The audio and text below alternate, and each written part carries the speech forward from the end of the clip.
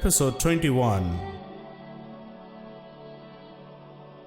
مکان کے دوسرے حصے میں میمونہ عشاء کی نماز پڑھنے اور کھانا کھانے کے بعد گھر کی خواتین کے ساتھ باتیں کرتے کرتے سو گئی۔ صبح کے وقت جب وہ گہری نیند سے بیدار ہوئی تو اس کی خادمہ اسے جھنجھوڑ کر کہہ رہی تھی، میمونہ میمونہ اٹھو، نماز کا وقت جا رہا ہے۔ میمونہ نے جلدی وضو کر کے نماز ادا کی اور خادمہ سے کہا، دیکھو تم نے مجھے ذرا سویرے کیوں نہ جگا دیا؟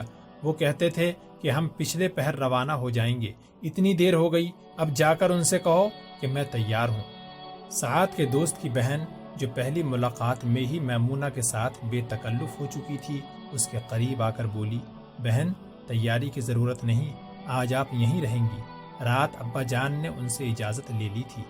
میمونہ نے اپنی خادمہ سے کہا، یہ مذاق کرتی ہیں، جاؤ ان سے پوچھ کر آؤ۔ خادمہ نے جواب دیا، وہ تو تیسرے پہر یہاں سے قسطرہ روانہ ہو گئے تھے۔ روانہ ہو گئے؟ ہاں، میں ابھی حسن سے پوچھ کر آئی ہوں۔ میمونہ کے چہرے پر اچانک اداسی چھا گئی۔ سعد اسے راستے ہی میں بتا چکا تھا کہ وہ لوشہ پہنچنے کے بعد قسطرہ روانہ ہو جائے گا، لیکن اسے یہ توقع نہ تھی کہ وہ جانے سے پہلے خدا حافظ بھی نہیں کہے گا۔ اسے یقین تھا کہ وہ یہاں سے ایک ساتھ کوچ کریں گے اور شہر کے کسی چوراہے پر سعد اس سے علیحدہ ہو جائے گا۔ قسطلہ میں سعد کی مہم خطرات سے خالی نہ تھی، اور میمونہ راستے میں جب یہ سوچا کرتی تھی کہ وہ کن الفاظ کے ساتھ اسے رخصت کرے گی تو اسے اکثر یہ محسوس ہوتا تھا کہ الفاظ اس کے دل کی گہرائیوں میں دبے ہوئے احساسات کی ترجمانی کے لیے کافی نہیں، اور اب جب کہ وہ اسے خدا حافظ کیے بغیر رخصت ہو چکا تھا، سینکڑوں الفاظ اس کے ذہن میں آ رہے تھے۔ آپ واپس کب آئیں گے؟ میں آپ کی راہ دیکھا کروں گی۔ دیکھیے یوں ہی کوئی خطرہ مول نہ لیجئے گا، آپ تنہا جا رہے ہیں اور وہ بھی اتنی دور۔ کاش میں آپ کے ساتھ جا سکتی، کاش۔ میمونہ کی آنکھوں میں آنسو جمع ہو رہے تھے۔ ایک نئی مہم۔ سعد کی ماں ظہر کی نماز کے بعد ہاتھ اٹھا کر دعا مانگ رہی تھی کہ اسے صحن میں کسی کے پاؤں کی آہٹ سنائی دی۔ اس نے دعا ختم کر کے دروازے کی طرف دیکھا تو سامنے حسن کھڑا تھا۔ ماں کا مرجھایا ہوا چہرہ مسرت سے چمک اٹھا۔ وہ اٹھی، حسن نے آگے بڑھ کر سلام کیا۔ سعد کہاں ہے؟ ماں نے پوچھا۔ امی جان وہ ہمیں لوشہ پہنچا کر قسطلہ چلے گئے ہیں، چند دنوں تک آ جائیں گے۔ ادریس کی ہمشیرہ ہمارے ساتھ آئی ہیں، وہ صحن میں کھڑی ہیں۔ کون؟ میمونہ؟ حسن کی ماں یہ کہہ کر باہر نکل آئی۔ صحن میں میمونہ اور اس کی خادمہ کھڑی تھیں۔ اس نے آگے بڑھ کر میمونہ کو گلے لگایا اور اس کا ہاتھ پکڑ کر اندر لے آئی۔ حسن نے استبل میں گھوڑے بندھوائے اور نوکروں کو ڈیوڑی کے ساتھ والے کمرے میں بیٹھا دیا۔ اتنی دیر میں احمد اور الماس جو پاس ہی مسجد میں نماز پڑھنے کے لیے گئے ہوئے تھے آ گئے۔ الماس نے حسن کو دیکھتے ہی بلند آواز میں کہا، حسن خدا کی قسم اگر آج تم لوگ نہ آتے تو دنیا کی کوئی طاقت مجھے اشبیلیہ جانے سے نہ روک سکتی۔ احمد سے پوچھو، میں نے آج صبح قسم کھائی تھی کہ اگر سورج غروب ہونے سے قبل تمہاری کوئی اطلاع نہ ملی تو میں روانہ ہو جاؤں گا۔ حسن نے کہا، چچا یہ بھائی جان کے حکم کی خلاف ورزی ہوتی۔ اچھا بھائی، شکر ہے کہ تم آ گئے۔ سعد کہاں ہے؟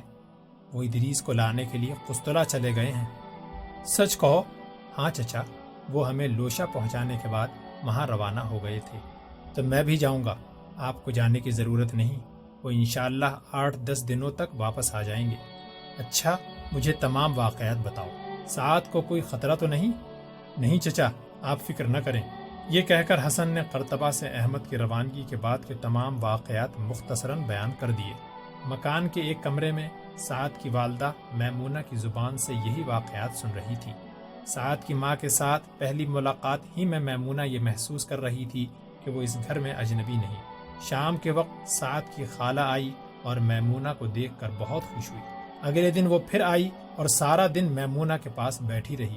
اس کے بعد اس کا معمول تھا کہ وہ دن میں کم از کم ایک بار میمونہ کو دیکھنے کے لیے ضرور آتی تھی۔ ایک دن وہ میمونہ کے لیے نئے کپڑوں کے 4 جوڑے لے آئی۔ میمونہ نے کہا، خالہ جان آپ نے خواہ مخواہ تکلیف کی، میرے پاس پہلے ہی کئی فالتو جوڑے ہیں، کل امی جان نے بھی 2 جوڑے منگوا دیے تھے۔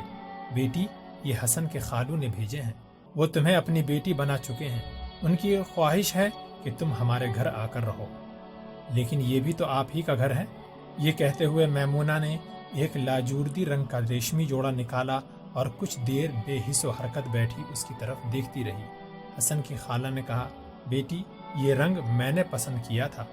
میمونہ کی آنکھوں میں آنسو آ گئے اور اس نے کہا، میری اماں کو یہ رنگ بہت پسند تھا، وہ ہمیشہ مجھے یہی رنگ پہننے پر مجبور کیا کرتی تھی۔ حسن کی خالہ نے کہا، بیٹی مجھے بھی اپنی ماں سمجھو۔ رات کے وقت میمونہ اپنے بستر پر لیٹی حسن کی ماں کے ساتھ باتیں کر رہی تھی۔ حسن کی ماں نے کہا، میمونہ میری آپا جان کے کوئی اولاد نہیں، وہ مصر ہیں کہ تم ان کے ہاں رہو۔ میمونہ نے کہا، امی جان اگر آپ اجازت دیں تو میں ان کی خدمت کرنا اپنے لیے باعث سعادت سمجھوں گی۔ اگر تم ان کی دلجوئی کر سکو تو مجھے بڑی خوشی ہوگی۔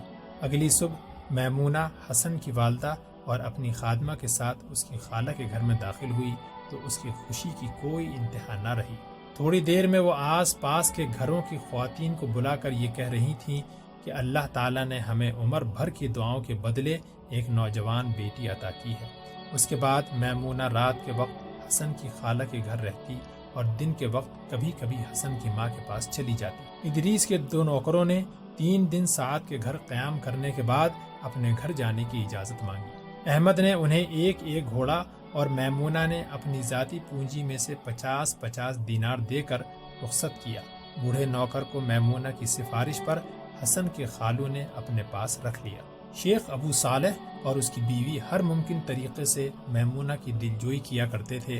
حسن، احمد اور ان کی والدہ بھی اس کے ساتھ انتہائی شفقت سے پیش آتے تھے، لیکن اس کے باوجود میمونہ کبھی کبھی بے حد پریشان نظر آیا کرتی تھی۔ سعد اور اپنے بھائی کے متعلق اس کے دل میں طرح طرح کے خدشات پیدا ہو رہے تھے۔ یہ جاننے کے باوجود کہ قسطلہ بہت دور ہے اور وہاں سے وہ جلد واپس نہیں آ سکتے، میمونہ صبح اور شام اس کا انتظار کیا کرتی تھی۔ ہر نئی صبح اور ہر نئی شام اس کی پریشانی میں اضافہ ہو رہا تھا۔ وہ کبھی کبھی کسی بات پر مسکراتی، لیکن اچانک اس کا چہرہ پسمردہ ہو جاتا۔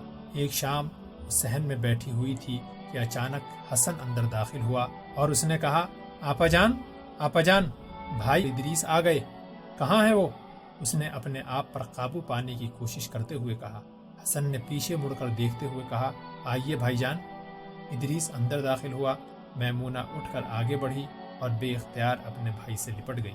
ادریس نے اس کے سر پر ہاتھ پھیرتے ہوئے کہا، تم رو رہی ہو میمونہ، پگلی کہیں کی۔ میمونہ نے ایک قدم پیچھے ہٹ کر سر سے پاؤں تک اپنے بھائی کی طرف دیکھا اور کہا، بھائی جان اب خوشی کے آنسو بھی نہیں پہچان سکتے؟ حسن کی خالہ نے ایک کمرے سے نکل کر کہا، حسن، سعد کہاں ہے؟ حسن نے جواب دیا، خالہ جان وہ نہیں آئے۔ میمونہ اب خوشی کے آنسو بہانے کے بجائے پتھرائی ہوئی آنکھوں سے اپنے بھائی کی طرف دیکھ رہی تھی۔ اس کا گلابی چہرہ زرد ہو رہا تھا۔ خالہ نے آگے بڑھتے ہوئے کہا، کیا کہا، سعد نہیں آیا؟ ادریس نے کہا، جی وہ بیگا ٹھہر گئے ہیں، وہاں ایک اجلاس ہو رہا ہے، وہ 3 دن تک آ جائیں گے۔ زندگی کی تمام رعنائیاں اور دل فریبیاں پھر ایک بار میمونہ کے چہرے پر مرکوز ہو رہی تھیں۔ یہ میرے بھائی ہیں، اس نے بوڑھی خالہ کی طرف متوجہ ہو کر کہا۔ بیٹی تمہارا کیا خیال ہے کہ میں تمہارے بھائی کو بھی نہیں پہچان سکتی؟ چلو بیٹا اندر بیٹھو۔ ادریس نے کہا، اب نماز کا وقت ہونے والا ہے، میں ابھی آتا ہوں۔ اچھا مجھے پہلے یہ بتاتے جاؤ کہ سعد بخیریت ہے نا؟ جی ہاں وہ بالکل ٹھیک ہے۔ میمونہ نے کہا، وہ آپ کو قسطلہ میں ملے تھے؟ ادریس نے جواب دیا، نہیں وہ مجھے واپسی پر راستے میں مل گئے تھے۔ میمونہ نے کہا، ٹھہریے بھائی جان، مجھے اپنی سرگزشت سنا کر جائیے۔ ادریس نے کہا، میں قسطلہ سے واپس آ رہا تھا، اشبیلیہ کی سرحد کے بیرونی چوکی پر مجھے پولیس کے ناظم اعلیٰ کا حکم ملا کہ میں گھر جانے کے بجائے سیدھا قرطبہ کا رخ کروں۔ میں نے فیصلہ کیا کہ میں پہلے گھر جاؤں گا، چنانچہ چوکی کے دروغہ نے مجھے حکم عدولی کے جرم میں گرفتار کر لیا اور 4 سپاہیوں کے پہرے میں قرطبہ کی طرف روانہ کر دیا۔ ہم وہاں سے کوئی 2 کوس گئے ہوں گے کہ پیچھے سے ایک سوار سرپٹ گھوڑا دوڑاتا ہوا ہم سے آ ملا۔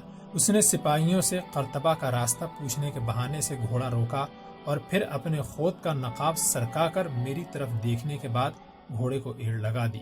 یہ سعد تھا۔ پھر کیا ہوا؟ بوڑھی خالہ نے بے چین ہو کر پوچھا۔ پھر تھوڑی دور آگے جا کر اس نے مجھے قید سے چھڑا لیا۔ ہم چند درختوں کے قریب سے گزر رہے تھے کہ اچانک ایک درخت کی آڑ سے یکے بعد دیگرے چند تیر آئے اور 2 سپاہی زخمی ہو گئے اور 2 بھاگ گئے۔ بوڑھی خانہ نے کہا، بیٹا اتنی جلدی نہ کرو، تم نماز پڑھ کر آؤ، میں سارا واقعہ سنوں گی۔ بیغا میں قاضی ابو الولید کے مکان کے ساتھ ایک کھلے میدان میں قوم کے اکابر کا اجلاس ہو رہا تھا۔ اس اجلاس میں 200 ایسے بااثر علماء شریک تھے جو قاضی ابو الولید کی دعوت پر اندلس کے مختلف مقامات سے اس جگہ جمع ہوئے تھے۔ زیادہ تعداد ان جوشیلے لوگوں کی تھی جنہیں حالات نے کچھ عرصے قوم کے مستقبل کے متعلق سوچنے پر مجبور کر دیا تھا۔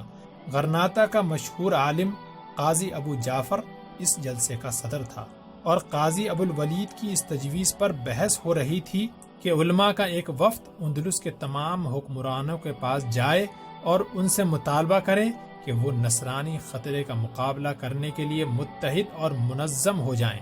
پہلے دن جب مقررین نے اس بحث میں حصہ لیا، ان میں سے اکثر اس تجویز کے حامی تھے۔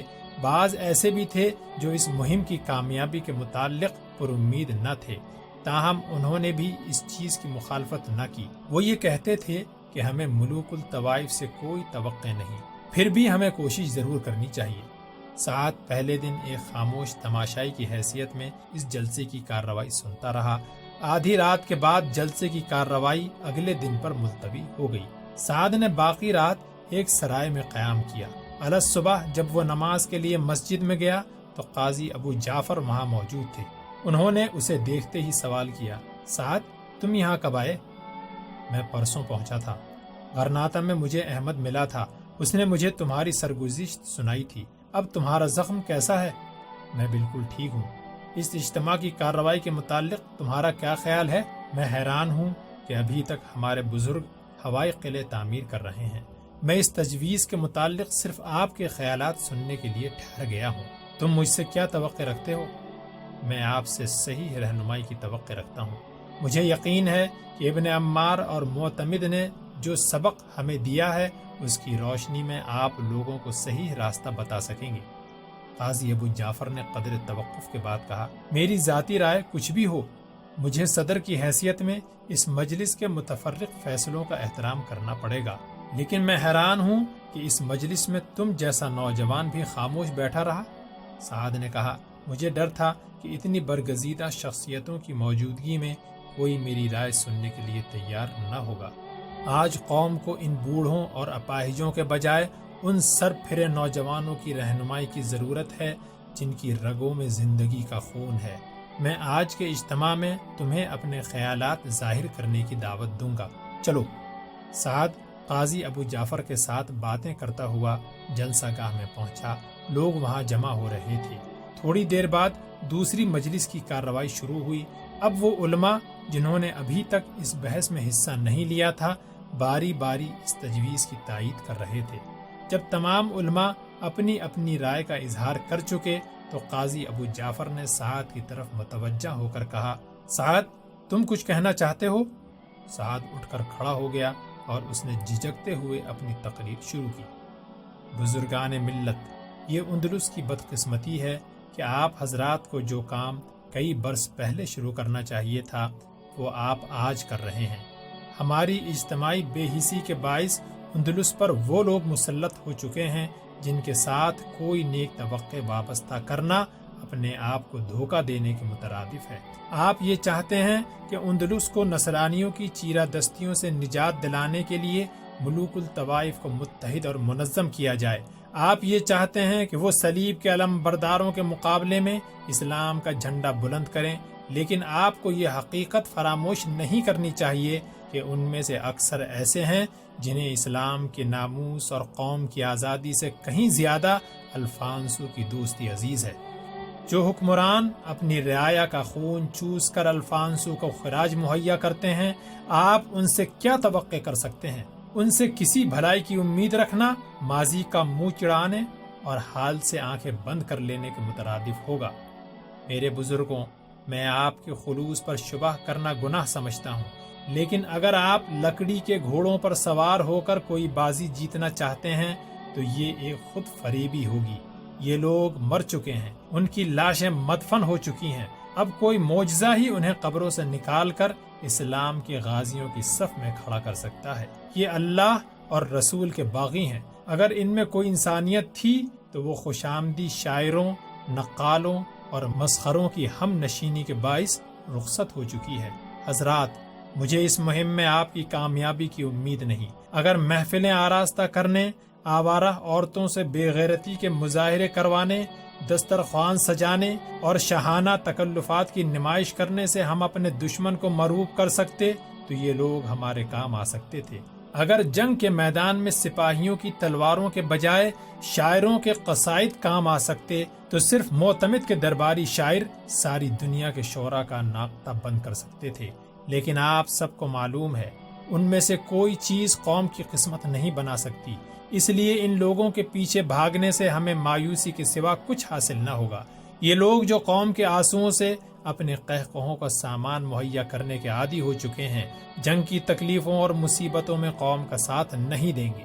ایک شخص نے اٹھ کر سوال کیا، تو آپ کا مطلب ہے کہ ہم ملوک الطوائف سے قطعی مایوس ہو کر یہ سمجھ لیں کہ اندلس میں مسلمانوں کی آزادی کے دن گنے جا چکے ہیں اور اس کے لیے ترک وطن کے سوا کوئی راستہ نہیں؟